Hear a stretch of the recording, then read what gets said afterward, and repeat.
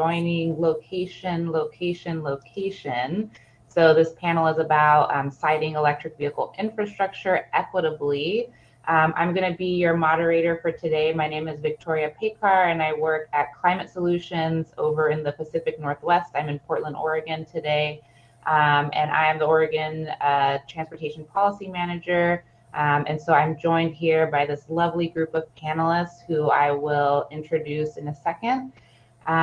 We wanted to provide some general housekeeping before we get started. As questions come up, there is a Q&A function, so please feel free to add your questions to that Q&A section. And if you don't have a Q&A, feel free to look at that box as well, because you can upvote other people's questions in there. So in case anything is like, oh, I also wanted to ask something like that, or that sounds interesting, please feel free to upvote that so we can make sure to address those questions with enough time. So for today, we're going to go through a couple of questions with our panelists after introductions. And then after about 30-40 minutes, we're going to open it up to audience Q&A to make sure we have enough time for your questions. So please feel free to add them in the Q&A box. All right, with that housekeeping out of the way, I'll go ahead and call on my wonderful panelists to introduce themselves. So we'll start first with Miriam. Thank you, V. My name is Miriam Bualeg, and I am the Program Manager of Sustainable Transportation at Metropolitan Energy Center in Kansas City. We are an umbrella organization that houses both Kansas City Regional Clean Cities Coalition as well as the Central Kansas Clean Cities Coalition. And we manage a number of projects with regard to electric transportation, including projects to expand EVSE access throughout our region in urban and rural areas. So thank you for having me. Thanks for being here, Miriam. Next, we'll go to Devesh. Thanks, V. Devesh Gupta, Director of Strategy for Utility of the Future at Baltimore Gas and Electric, which is one of Exelon's utilities covering all of Central Maryland, including Baltimore City, and a whole lot more. Our team is focused both on long-term vision and strategy for the company, but also incubating some of these newer areas and helping our customers understand electrification transportation, for instance. So we're responsible for our infrastructure programs, building out a network of public chargers across Central Maryland.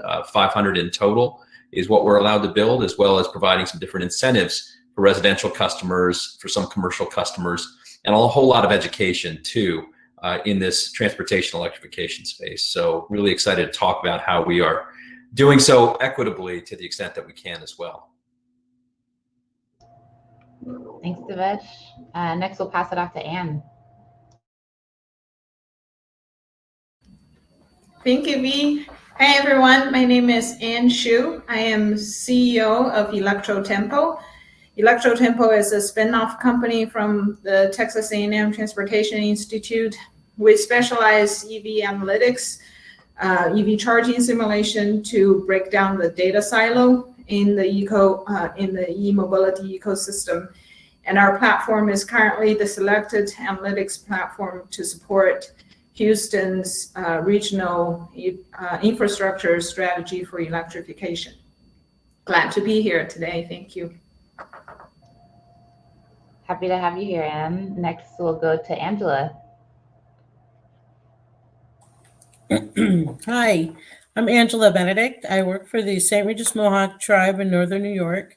I am the air program manager, a little bit different capacity than everybody else on this.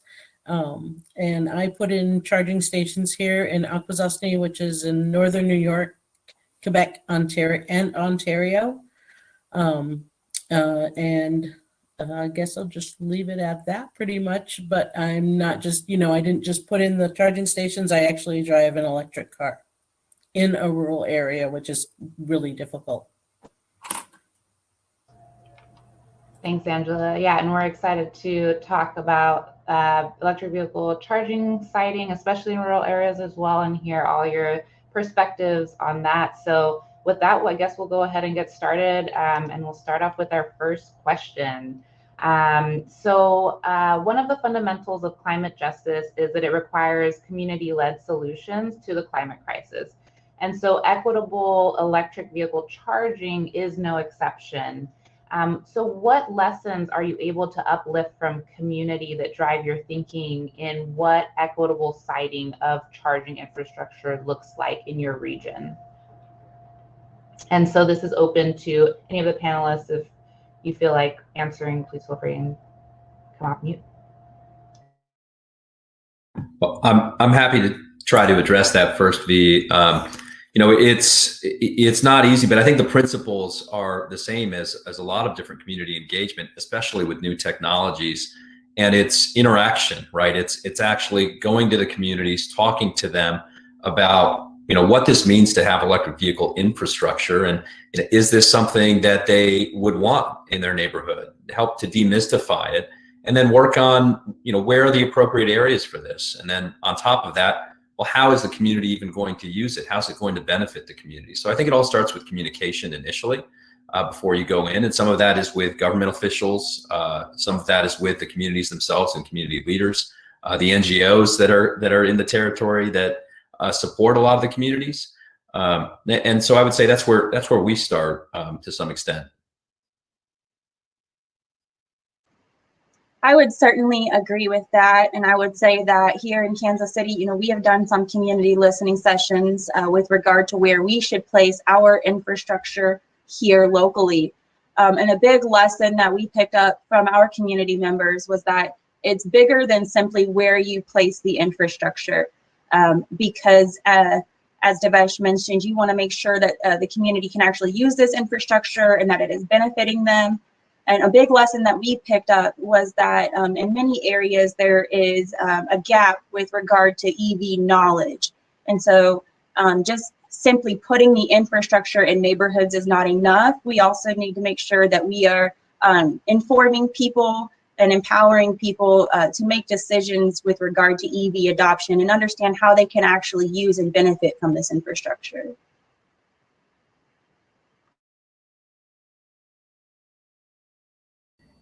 Now I'll share a bit about my experience working with our customer Evolve Houston in the Houston region. Is that what we've learned is that it's very helpful when all the different stakeholders have a shared view, and, you know, for example, where the likely hot stops, high demand areas are, where the existing infrastructure is, where the planned infrastructure is, so that people can start to have a collaborative and coordinated conversation. You know, and this early on, Miriam talked about this, that education aspect. Getting that engagement from the community is really important. And so things that seem maybe superfluous actually have a lot of meaning. A couple of things that we've done, there's one particular site where we're planning to put in really high-powered 150 kW chargers in the city of Baltimore in a very squarely limited income neighborhood. We wanted to get the neighborhood involved, and we started to some extent with the youth there, and where we provided coloring sheets to the elementary school that were EV coloring sheets, and told them, listen, any of the classrooms that want to get involved here, color these coloring sheets in, and we plan to create a quilt from that for when we have a ribbon cutting ceremony, you know, a banner or a quilt in the back, so that the kids can feel engaged, and we can start that conversation with those elementary school kids. We had the wraps for them. We ran a competition with the Magnet Design School that's in the neighborhood there too, so that their students could compete to design the wraps. And again, learn about electric vehicles in the process and how they help the environment, come up with a design that reflects that theme, bringing them together. Eventually, when we have this ribbon cutting, this ceremony, all these students can come out and feel like they were a part of this. And when they walk by it, feel like this is, you know, they helped to design these things, and they were certainly a part from the start. I will say it's been difficult in COVID. That's one of the things that we've lacked, is the ability to do more of that in-person education. And as things start to open back up, really looking forward to ride and drives in communities and things of that sort, because there's no better way to really get familiar with an electric vehicle than to ride in one or to drive one. Yeah, thanks everyone for your comments. And I've heard that like the education component, that outreach and education and charging infrastructure is missing. Miriam, Devesh, you both mentioned that, as well as the ride and drives, which across the nation, across the world have had to be canceled because of COVID. Definitely looking forward to that restarting once it's safe again. But thinking about that piece, a lot of times when we think about charging infrastructure siting, we think of kind of this like equitable distribution of the charging infrastructure itself, as well as locating them in convenient places to make sure that they are available and accessible to everyone who does have an EV or who is thinking of getting an EV. And so I wanted to ask what other kind of gaps or areas that are not being talked about or focused or funded. You mentioned the education aspect, but I didn't know if there was any other things, any other thoughts that come up when we think about the holistic way to develop and bring about charging infrastructure in communities that need it most. I think one of the things is actually, letting people know, because they think of electric vehicles as kind of like not real cars because you can't gas them up, and the ride and drive, that's an awesome idea. I'm going to be stealing that. But yeah, so, teaching people these are real vehicles, they weigh the same as other vehicles. They drive just as good, if not even better, because they're just fun to drive. And you can leave them running. I mean, and you don't have to worry about anything else, because when I drove a gas car, it was more, I'd shut it off if I went through a drive-through. Start it up, shut it off, start it up, shut it off. Well, this time you don't have to do that. And it's, the same with the hybrids too, the electric hybrids. You don't have to, worry about a whole bunch of other things that you have to worry about when you're driving a gas vehicle. So I think letting people know and letting them drive and see how the car works and everything, that it is a real car. I would say that's an important piece of feedback that we got from our community as well, just building off of what Angela was talking about, was the demonstration that this is a real car that can be used for real things. And one suggestion that we've gotten from community members is, have the city or the municipality or the utility company demonstrate that these can be used for duty cycles by adding them to the fleet and sending them out into neighborhoods. So that's something that we are focusing now with Kansas City, Missouri, as well as some other rural communities in Kansas. I think you asked V about gaps, and both Miriam and Angela are speaking about some of those gaps. It's the users, right? How do you drive that utilization? We've got a charge from our commission to try to place the stations, the 500 that we have, equitably, right? Spread them around all of the counties that we serve, place them in the places where some of the other private networks may not be going. So whereas Anne may be identifying areas that are really attractive to put charging in, a lot of those areas are starting to get addressed because they're corridors and things by the private networks. Our stations are being placed in areas where utilization is expected to be low. But of course, the other side of that coin is that commission, the staff is going to ask, well, how's utilization? Because we want ratepayers to actually derive benefits from the infrastructure they're paying for. And we don't disagree. And so finding ways to drive that utilization in a way that benefits those communities is key. And it may not be something that all network companies are engaged in, but we as a public service company find some importance there. And I'll point to, we're doing work, EV Hybrid Noir is part of the same group of a lot of stakeholders that came together to apply for some Department of Energy funds.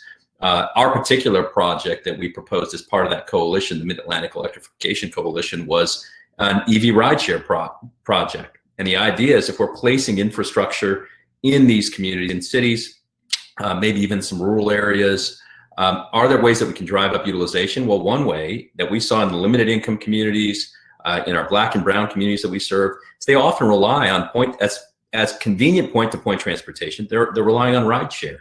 So let's see if we can clean that up. So we'll be bringing 100 electric vehicles into the greater Baltimore, Washington region to serve as rideshare vehicles. And those first of those vehicles, probably the first quarter, should be hitting in the first quarter of 2022. So we're excited about that. In the meantime, we've been building up our infrastructure, not just our 500 public charging stations, but using some of that Department of Energy funding to put in the more advanced technology, the faster fast charging, right? Because 3 years ago, the standard was 50 kW for fast charging, and now it's 150 kW and up. So we've been able to put in that type of infrastructure that will better support rideshare that needs to turn around quickly. And then we'll look for ways to create affordable point-to-point transportation options on that rideshare for those limited income communities, create opportunities for people to drive those vehicles too, and maybe make some supplemental income. So it really is about how do you get the community engaged so that they actually are in the vehicles too. And we're excited about that. Yeah, I wanted to add to Devesh's point there is that, you know, being part of the excitement and the meaningfulness of us being part of the conversation is that we're actually together trying to design what the world should be, not conforming to what the world is right now. So, you know, I actually I constantly have conversations with planners and analysts, and they ask me, well, you know, don't EV drivers have a different, you know, travel pattern because they plan out their routes ahead of the time because you know there's not enough charging, and so you have to figure out how they behave. And my argument is, well, you actually have to think about, like we were saying, the EVs are real cars, and that they are a mode of transportation to meet people's travel demand. So we need to design and place our charging stations to meet that demand, not the other way, not have people conform to where the charging stations are. So I think part of it is, you know, one of the gaps that I see right now is how this charging siting practice, you know, planning and all of the coordination fit into the existing planning practices in travel, transportation planning, you know, in lots of different infrastructure planning processes, so that people see, you know, ultimately charging infrastructure will be there to meet what people, you know, to meet the normal and ordinary and expected travel demand for everyone, not just the people that currently have EVs. Yeah, that's a good point, Anne. And I think kind of that question of the age-old question of kind of the chicken and the egg scenario applies very well in charging infrastructure. And a lot of us who work in that field definitely have heard this scenario play out. It's like, what's first, the demand or the, you know, people having electric vehicle chargers, or that the chargers are there? And so I wanted to pose that question to you all and hear your thoughts and kind of how you communicate that or answer that question with different stakeholders, especially when the truth is that we need way more electric vehicle charging infrastructure stations to meet the growing demand and make sure that areas that don't have as much electric vehicles per capita are getting the charging infrastructure that they need to make that investment, especially if they don't have access to at-home charging.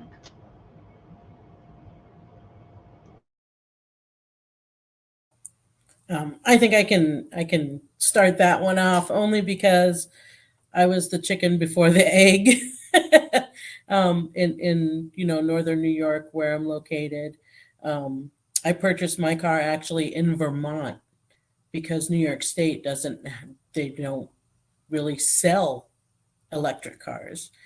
And so I purchased mine in Vermont, and actually the first time we drove it, we brought it home, we ran out of mileage about half a mile from my home. Just because there's no charging stations. And so that was the whole thing. It's like, okay, I got this electric car. Okay. And of course it had to be like minus 20 degrees that day when I got the car. So we were freezing, but, you know, ran out in a local area where they allowed me to plug it in overnight. And so it wasn't so bad.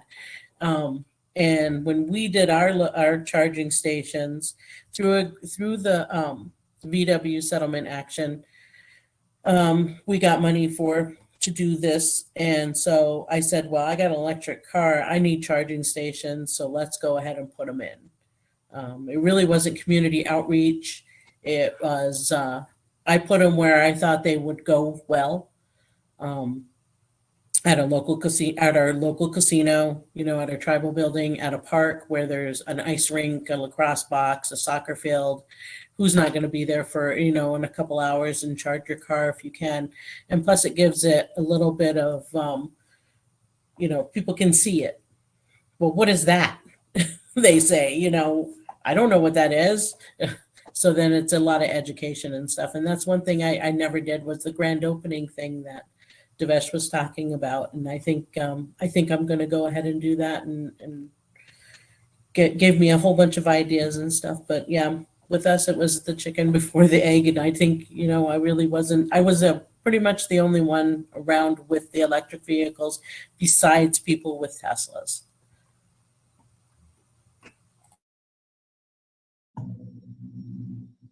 I think we've been trying to lay eggs and raise chickens at the same time, and there's no other way around it. We're engaging with auto dealerships around the area to help them educate consumers about electric vehicles. We've done some Facebook Live things to just answer the most basic of questions about electric vehicles, some of which have been raised here today. As I talked about, trying to find ways to get you know, behinds in seats, even in limited income areas where maybe people can't afford electric vehicles yet, where there's, you know, they're used to maybe buying, if they even own a vehicle, they're used to purchasing secondhand, and the secondhand market's only just starting to really develop when it comes to EVs, and even those aren't necessarily as affordable, particularly in a vehicle shortage where used car prices are really spiking. So you've got to do all that in terms of encouraging the sales, right, and different ways of leveraging electric vehicles. We're starting to see electric school buses and things gain more visibility, and hopefully really start to enter all of our communities, given all the benefits there. All of this messaging is going to get people into electric vehicles faster, and at the same time, we've got to build the infrastructure where the utilization is not there, and develop strategies to get people to utilize that infrastructure so that they know it's there. Because, I mean, we're putting in this infrastructure, but we all know, I think we've all seen the statistics, that the average American really doesn't drive that much every day, and is likely to charge at home to the extent that they can charge at home. And so I've seen some of the Q&A is coming up on the multifamily question, and I'll be honest, that is still a challenge. We have programs for multifamily that aren't being well subscribed, and we've had to innovate and propose changes to that to try to get that charging in place for those multifamily customers much sooner in time, before their developers, their property managers might otherwise consider it. So I think it's hard. We always talk about chicken and egg, but we've got to do everything all at once, especially given the timeline of, and we've also got to wait for products, right? More and more products. Today there were, you know, 2 official launches, I think, that came out between Toyota and Nissan, but they're still not, you know, they're not the most affordable. We've got to continue to drive down the costs of EVs. I think another aspect of all of this is the ability for everyone to answer what if questions. You know, at the end of the day, I think we do have to acknowledge that businesses still have a bottom line to meet, and that, you know, at the charging stations needs to meet some sort of utilization for them to be financially sustainable. But that's where some tools, planning tools, analytics tools, that allows them to see different scenarios, of future scenarios. You know, what if the eggs hatch at this rate? What if the chickens lay eggs at this rate, right? And then, so I know I can't make money today, but is it 3 years from now or 10 years from now? And that's something that we are noticing in our work with the Houston Houston stakeholders, that when we provide those that capability to answer those what if questions, that helps getting that getting us past that chicken and egg debate and actually move forward. I will just add to that in our community listening sessions that we held in Kansas City, many community residents who lived in areas where there weren't existing charging stations expressed that they would be supportive of charging stations in their area and that it would help to make this transition to electric transportation possible. So that has been our experience with community members. And we've also experienced that working with rural communities.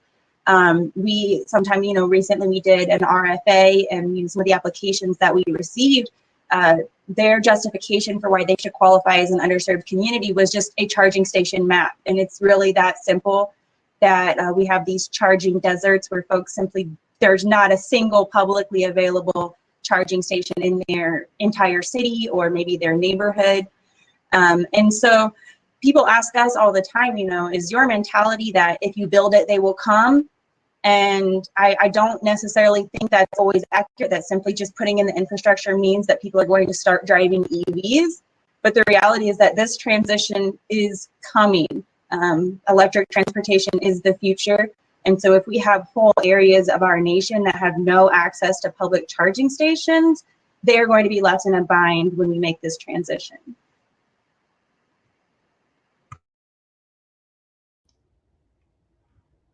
Yeah, those are all really good points. And so now the audience is able to walk away as well. When you get asked the chicken or the egg question, hopefully these kinds of questions or these answers are able to help.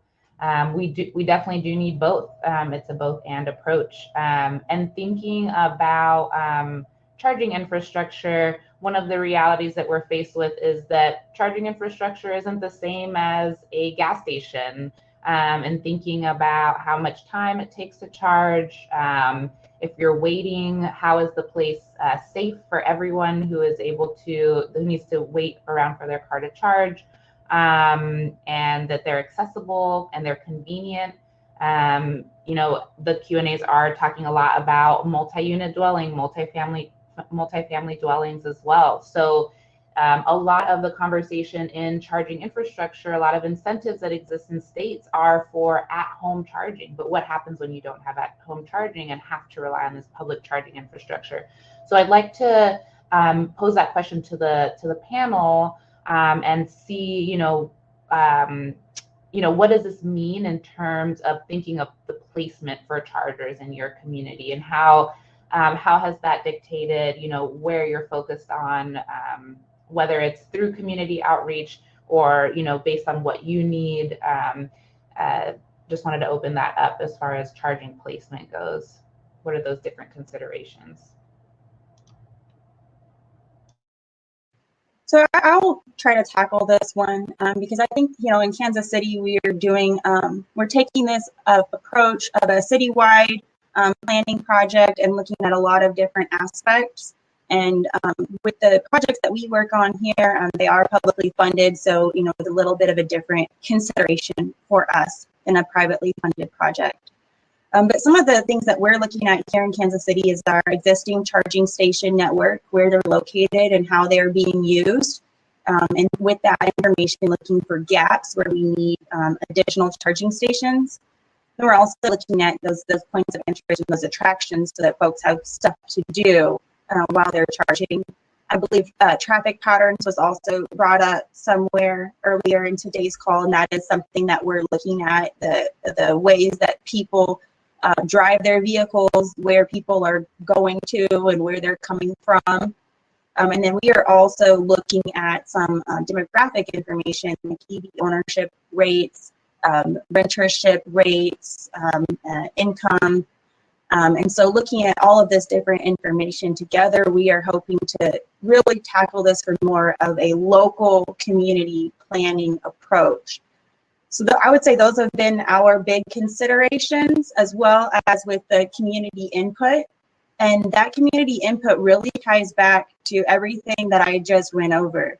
We had a lot of input like, that's not a good location because people don't like to go there. And over here, this is a much better location that will attract a lot more people. And then we also had a lot of community input with regard to how this might spur economic development in some neighborhoods of the city as well. So that was another thing that we are considering. How might this spur economic development? What areas of the city need that? Versus, what areas of the city are currently experiencing enough economic development that the private sector will ensure adequate EVSE access, and there actually isn't a need for us to use public funds in that location. Yeah, I think a lot of those same questions we're asking in our deployment too, but we have just a fundamental variable or characteristic that does limit us. All of our stations, our 500, have to be located on property that's either owned or occupied by state or local governmental entities. So not all of those are necessarily great locations or high traffic or in very busy areas. And so we've had to be very careful about how we do that. First, yeah, we tried to take what data we could to make sure that there's equitable distribution between all of the counties that we serve, so that we're not only going to the one that raises its hand first and giving it all of the chargers, but we're reserving them for all of the counties so that all residents in Central Maryland, all ratepayers, are getting some benefit from the public network and the opportunity to use it.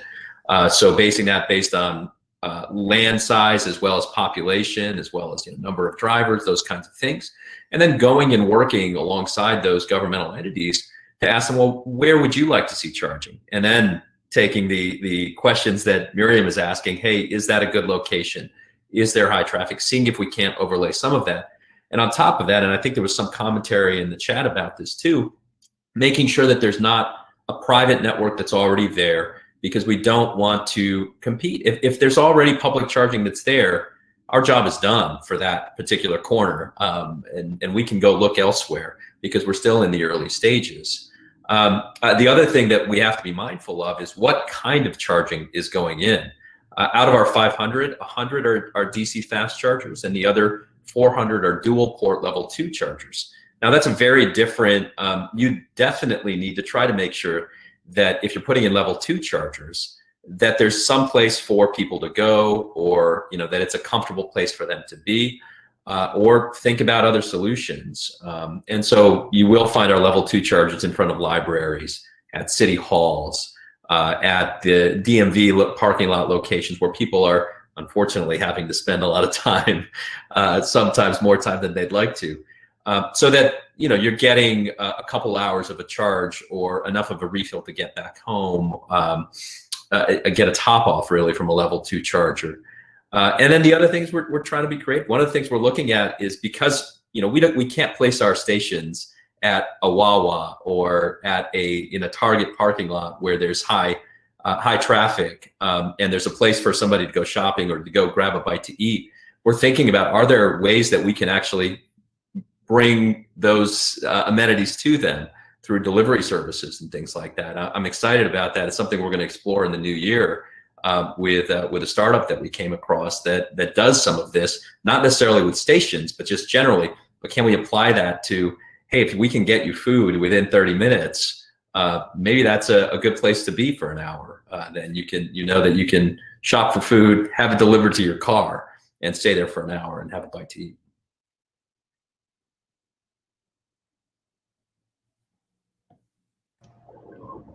Yeah, thanks for that. I think those are all really important considerations as we're thinking about siting charging infrastructure. And something that's been coming up in the chat has been a lot about funding. So specifically more technical questions about like who's allowed to receive, for example, federal funding and all those things, and who pays for charging. But I wanted to add another dimension to that as well. And if you all want to have responses to those questions, feel free to answer whatever you do know on that topic. But since funding is kind of this major dilemma that a lot of states and local municipalities have when when citing the the problem about expanding charging infrastructure, that's something that we need to consider about where more funding can come from. So the INVEST Act just got signed into law on the 15th, so that's great. We know that is bringing in a lot of money for charging infrastructure specifically. So while this won't solve all our problems for charging infrastructure, it is a good start. So I wanted to ask the group working with charging infrastructure, what are other sources of funding that you have found useful for expanding infrastructure in your region, and that others might find useful as well?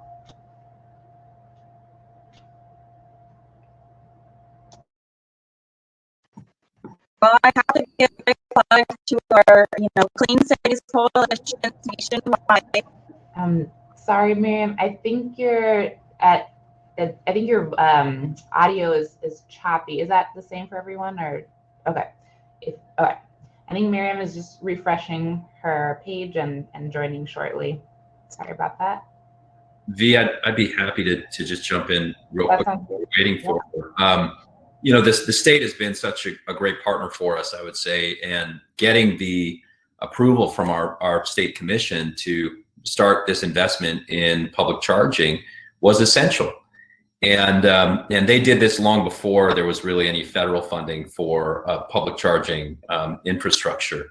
But what has been just an interesting development is because they did that and they gave us approval to start building out a network, it gives us a platform from which to actually apply for more federal funding. One of the things about federal funding is that they often want to see that you're matching the dollars that you're requesting, right? That you're providing one-to-one matching.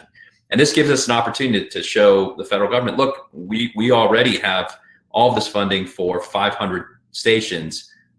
Can you match that for us? And we'll build this out even further. So it's so important that everybody, I think, that's in the room is working with their state entities, their local entities, to try to get that funding, or other entities that might be out there, so that you can take advantage of more of the federal dollars that come out. Not every federal program requires that, I know, but that's been our experience so far with a lot of the Department of Energy grants, for instance, that have come out, is that is a key piece of it. You have to show what capital you're bringing to the table, and then in order to get an equal amount of money back from the federal government. Thanks, Devesh. And Miriam, sorry that you had to jump off. Do you want to try speaking again? We'll let you know if your audio is working. Sure. Is it working okay? Okay. Sorry about that. No worries. Well, just to piggyback off of what Devesh was going over, we also use a lot of Department of Energy funding in our projects. And I know that, the Department of Energy Clean Cities coalitions have expanded to cover almost the entire United States now at this point. So that is always a good place to start if you'd like to learn about what opportunities might be available and maybe get some assistance from your local Clean Cities coalition. I can't echo that enough, Miriam. Our local Clean Cities representatives, they have so much energy about this, and they're just excited to have people give them a call and want to work with them. And they make great introductions and are really valuable partners. Yeah, I'll piggyback on that and take this opportunity actually to give a shout out to the Houston and Dallas area Clean Cities coordinators with whom I've collaborated so much. I wanted to add to that is that my experience in Houston and actually in Texas in general is that there is also a lot of interest from nonprofits and foundations and also private entities that you might not even think about, like gas, fuel distributors. They're thinking about this. They are already proactive about making investments. And what help, I feel, at least, from our perspective, is that, I'm taking it upon ourselves to make the case, with a data-driven approach to show where the gaps are, where the mismatch between high demand low income and lack of charging infrastructure.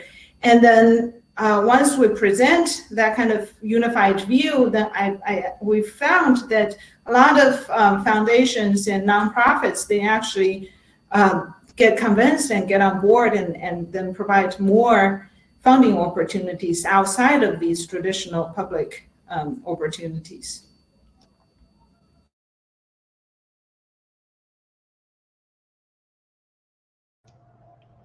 Thanks, all. Yeah, and all of these questions are, this question is also tied to a lot of questions that folks are answering. So I'm going to move, or asking in the Q&A. So I'm going to move to the Q&A and kind of tie in these questions. One of the first questions I'm looking at, kind of the questions that have been upvoted, so we can get those in first. So for folks watching, if you'd like to go in the Q&A, continue asking questions or upvote questions, please do so.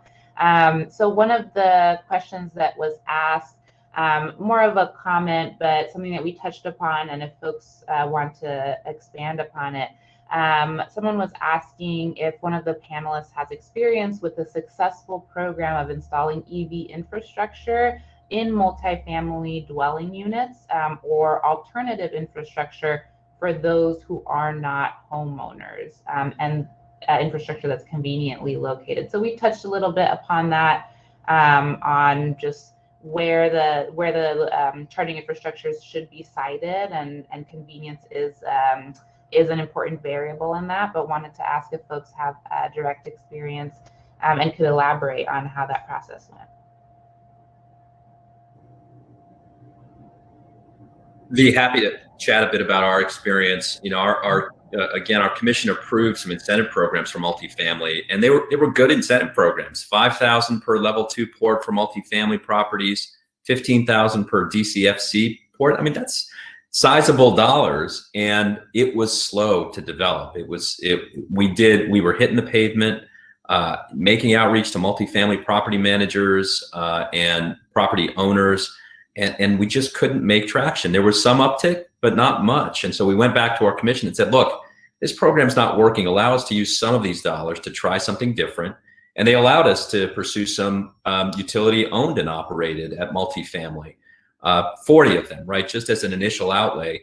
And we were able to, those were, as soon as we hit the road with that, it was fully subscribed within a matter of months. And we began the engineering design work, and we're installing our first ones. And these are dual port level 2 stations that we're installing at multifamily. It took a lot of the questions off the table for those multifamily property owners. They didn't have to pay for the infrastructure because we're owning and operating it. We're setting a second meter, a meter for us. They're not responsible for the energy or the capacity. They're not responsible for managing customer or tenant complaints about, well, somebody's at that charger. So eliminating those questions allowed us to get the infrastructure in place. Obviously, it's a very particular solution. It's not for everyone. The other aspect that was interesting to us is that we were then able to also focus on more of the limited income properties, at least a handful of limited income properties that probably wouldn't see charging for a decade or 20 years for their residents, and put that infrastructure in now so that those residents could even just start to think about it. But that was just a small piece. Again, it's only 40. And so we went back to our commission, and we're still waiting for a response on some of our proposals, but we have to tackle this in different ways because property managers aren't yet moving. And we've proposed things like allow multifamily residents to be able to get a discount on our public charging infrastructure, right? Give them a discount of 25% on fast charging. We're placing it locally. At least then they have a potentially convenient place to go that is more affordable than, at least a little bit closer to the cost of charging for somebody that has a garage and has a plug at home. Try to do this a bit more equitably. We've also proposed allow us to expand the definition of what multifamily is to also include properties that are convenient to multifamily. So if you have a Walmart that's within a mile of 100 multifamily units, allow our rebates to apply there too if somebody's putting in fast charging infrastructure, right? Because that is convenient to all those multifamily residents. But that property, you don't have to wait for that property manager to get comfortable with the idea of putting in charging on their property. And whereas that Walmart is probably really excited to have fast charging infrastructure in its parking lot. And I know that companies are already making investments like that, private companies, but we can direct those investments to Walmarts that are closer to multifamily properties earlier in time than might otherwise happen, right? Maybe they would be looking at a different Walmart or a different Target parking lot, but we can help direct those investments by offering those rebates. I mean, there are a handful of things you can do, and we've seen some really outside the box things too, where car share, actually give a car to a multifamily property that their residents can use along with a level 2 charger. It sounds kind of crazy, but it could be potentially really effective and actually have a return as well.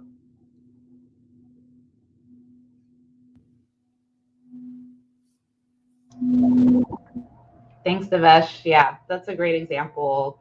I know I'll just keep moving on to get to other folks' Q&As. One of the other questions that has been upvoted a lot has been talking about what about siting EV chargers for medium and heavy duty vehicles. So again, thinking about our electrification efforts aren't just for light duty. Now medium and heavy duty vehicles are coming down the line, especially taking into consideration that a lot of low income and BIPOC communities are disproportionately located near highly polluted areas that are heavily truck trafficked. This is a very important issue in the environmental justice space as well. So thinking about medium heavy duty charging and siting, I wanted to ask if folks have any experience or suggestions or thinking around that. I did want to throw out, being here from Portland, Oregon, Portland just opened their first medium and heavy duty public charging infrastructure site. That's Electric Island here in our Swan Island of Portland. And that was a public-private partnership with Daimler and our local utility here, PGE. So really groundbreaking in that sense, but we need a lot more of that. And knowing that many states, including Oregon, are working to pass, and adopt California's clean truck rules, these clean trucks are coming down the line and they need that infrastructure as well. So kind of those similar chicken and egg scenario of the medium heavy duty world. But knowing that we need both, wanted to pass it off to the panel to see what are some thoughts on that. So I'll jump in. So Electrotempo actually just recently got awarded a DOE grant developing a charging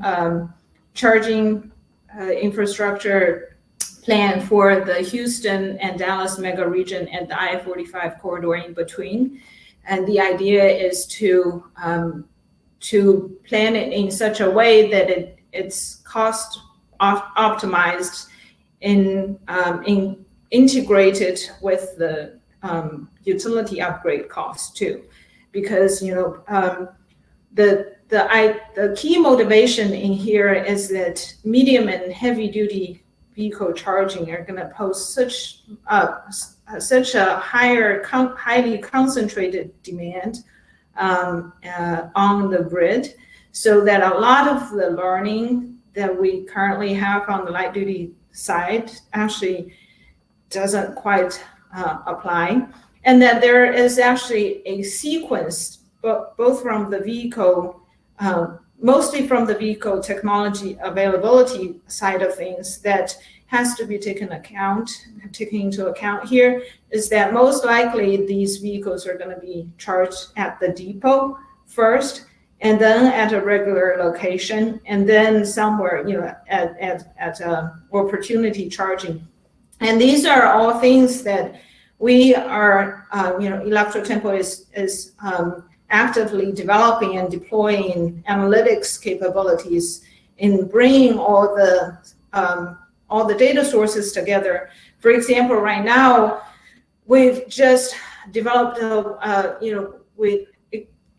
developed a way to identify all the fleet depot locations. Because one of the key challenges is that there are so many fleets in a utility territory, right? It's daunting for a utility representative to get to know how many fleets and who all the fleets are.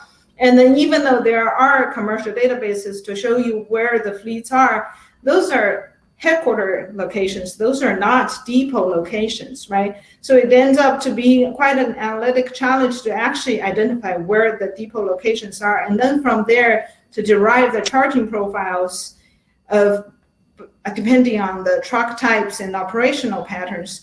So it's a very challenging and meaningful question to ask, and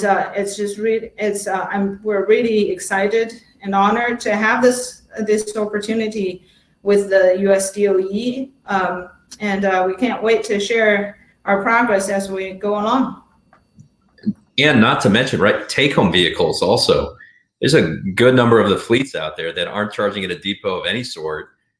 They're take-home vehicles that their employees otherwise were gassing up, right, on the way to a job site or something, and now they've got to make sure that there's a way for them to charge, either at home or convenient to home. It's going to be difficult, and we're dealing with that even with our own fleet. We have a goal of electrifying our own fleet 50%, part of it is waiting for the technology to catch up so that there are options for medium and heavy duty. And part of it is thinking about, well, how do we go about charging and continuing to offer the same level of service that we do now. And I've no doubt we'll solve it, but there are a lot of questions.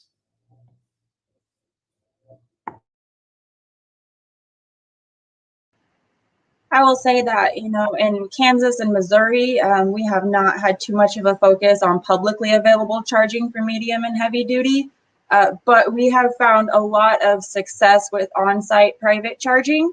And that's what our airport uses for its electric shuttle bus system, for example. So we have not so far had a need for publicly available medium and heavy duty charging for the projects that we've done.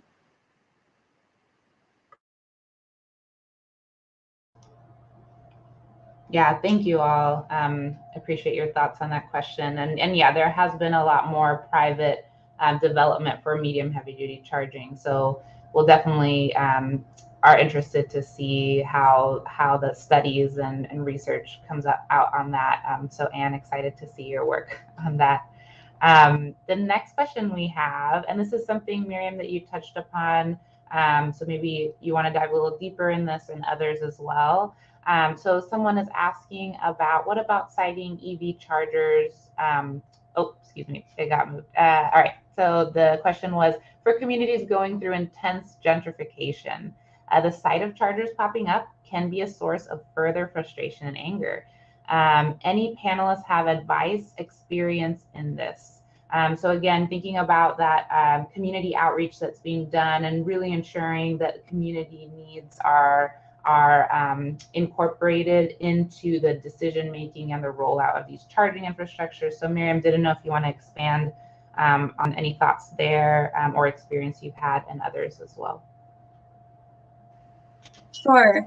I know that in a number of cities, this has been a big issue. I will say with Kansas City's community listening sessions, we did not have any community members express that they did not want charging stations in their community because it would cause gentrification. However, there was some concern that we should not be placing these in already gentrified or gentrifying communities. And I think that also, for us as a publicly funded organization, that goes back to good stewardship of taxpayer dollars as well. Trying to locate these in neighborhoods and where we're not just trying to accelerate this ongoing trend of gentrification. But I will say that, as I mentioned before, we did not have any community members who were in an underserved area or a charging desert who said, we would like to stay in a charging desert because putting a charger here will cause the community to gentrify. We did not experience that.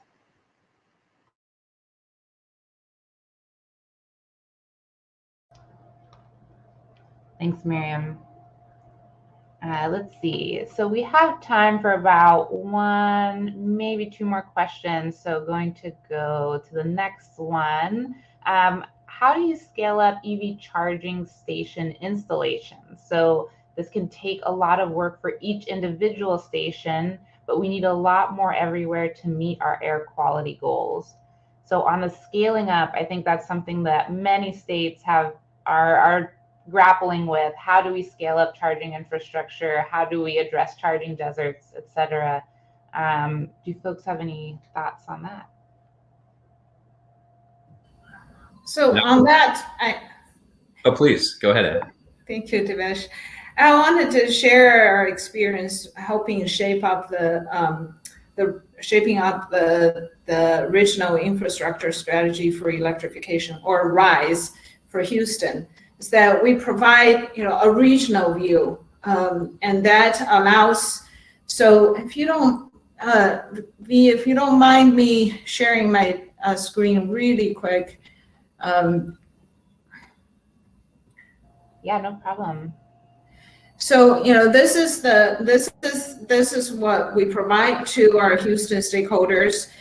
We have a charging demand simulation by charging demand type: home, office, and public. So home is inclusive of multi-unit dwelling, and it's by hour, and users can download and get the aggregate as well. And then we overlay this with right now I'm showing the demographics as families below poverty line, and we show existing charging stations. And actually, we're working on a new release where we'll incorporate planned stations too. So this allows everyone to see right away where the existing charging infrastructure is and how that lines up with the high demand areas and with demographics, and so that people can see, right now, for example, in this view, you immediately see that there are high demand areas that are, lower income, like right here in this corner, with lower income, with more family under poverty line, and there is no existing charging station. So we give all the stakeholders the same view across the 8-county area for Houston. That way, we bring everybody together, and then there is a coordinated plan. And we talked about grant application and all that. So this is how we help scale up the planning going forward. Thanks, Anne, for sharing that tool. Super exciting. I can add just a bit in terms of scaling up from a developer perspective. One of the things that we wanted to do internally, and that's worked out well for us, is treat this as a new business and as a new industry, rather than trying to take charging network development and shoehorn it into an existing process or an existing interconnection team that we have. We started it. We kept it in our strategy group and ran it like a startup. Yes, we were pulling on resources from all around the company, but we knew that this was a rapidly developing area. There were a lot of new challenges here, and so it wasn't going to fit into a traditional space, and that's worked really well. We've gained a lot of learnings over time. We've been able to enhance the processes, push existing teams to do things differently when it comes to charging infrastructure, and that's helped other private networks that are looking to try to interconnect in that process as well, because we're getting to do it ourselves. We're getting to see where the pain points are too. And eventually, once we have this developed, if we continue to develop stations, and we may not, right now we're approved to do these 500, and we've got a couple hundred in the ground. Eventually, yeah, this will go into a more permanent operational department. But initially, thinking about it differently and not trying to do it the same way that we've always done things before has really helped us to scale up, to both solve problems in a small way as we put in our first 10 chargers, 20 chargers, 30 chargers, improve the process to be able to put in, like I said, almost 200 chargers to date now.